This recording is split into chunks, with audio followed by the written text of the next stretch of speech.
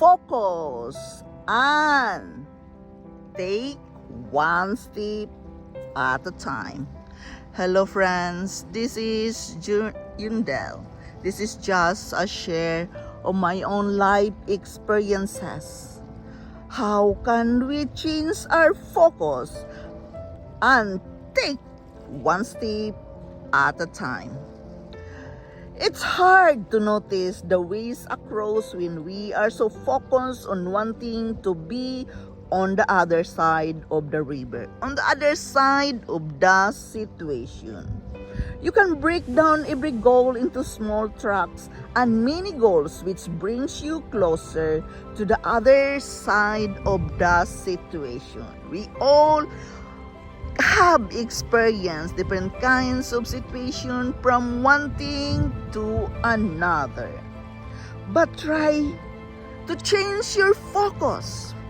You can use the idea of stepping stones across the river to think about the small things you can do to move towards your goals. Write these steps down and arrange them in a way that makes sense to you and your life. Remember, this is about your life.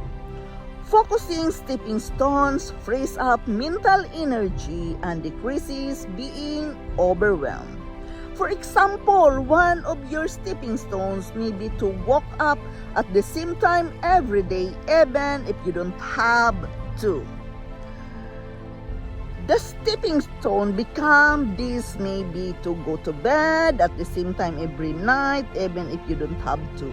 This may not relate to your goal directly, but remember, they may help you create a healthy habit for future steps. You have to do what you love doing, relaxing by the thoughts of it, and take one step at a time. Yes, maybe we can feel overwhelmed when set a long-term goal. So avoid setting a long-term goal if you can really make it.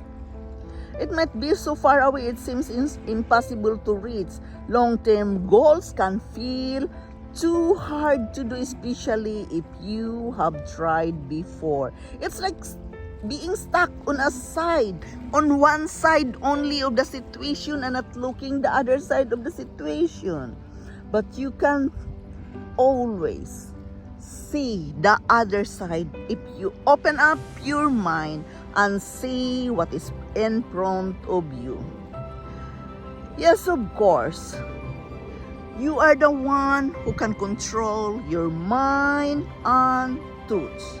But everything in this life journey becomes easier to handle when we know how to take one step at a time.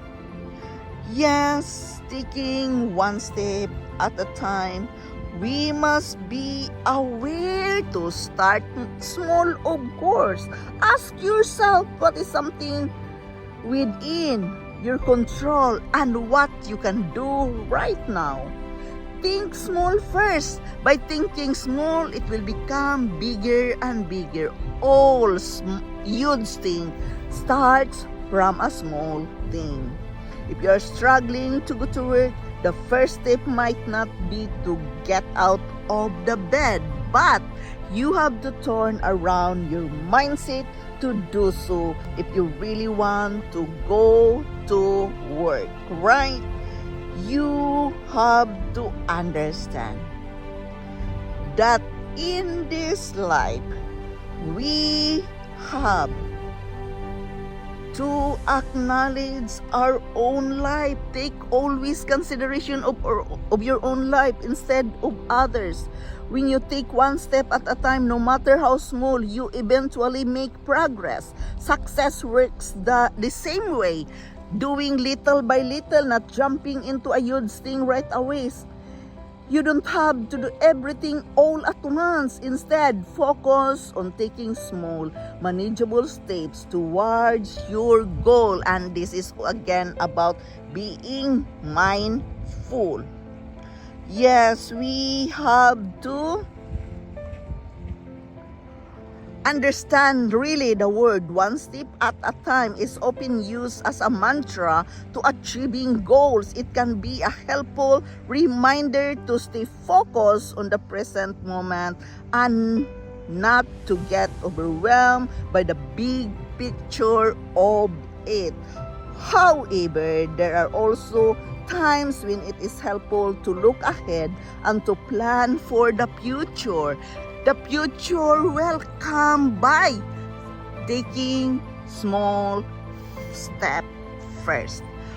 That small step, that small thing you are taking will really take you to a bigger state of mind that you feel you are capable of doing great things in your life. But all those things must start from a little small thing by being honest with yourself, set a mid and long-term goals, identify toxic people in your life and be aware of them. Make a plan, make a journal, get into a certain routine, avoid procrastination, adopt a positive mindset, and stop people pleasing. This is Yundel. Thank you for listening. Thank you for dropping here in my channel. I am very grateful to each and every one of you. I love you all and bye-bye.